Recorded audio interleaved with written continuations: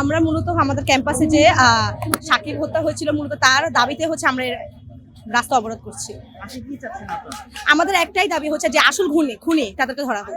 Police এতদিন হয়ে গেছে, তার মৃত্যুর বলতে গেলে প্রায় 24 দিন পার হয়ে গেছে, কিন্তু পুলিশ এখনো কোনো কাজ করতেছিল না। তারা শুধু বারবার বলছে যে তারা আন্দোলন মানে তারা হচ্ছে তাদের কাজ করতেছে, কিন্তু এখনো হচ্ছে আমরা আমাদের সুষ্ঠু বিচারটা পাইনি। আসলে আসামিরা এখনো ধরা পড়েনি। তাই হচ্ছে যে আমরা ফার্মগেট অবরোধ করছি, এবং যতক্ষণ না স্বরাষ্ট্র উপদেষ্টা আর আইন উপদেষ্টা আসবে এখানে তারা স্বয়ং, এবং তারা আমাদেরকে আশ্বস্ত না যতক্ষণ না করবে ততক্ষণ হচ্ছে আমরা ফার্মগেট অবরোধ করব।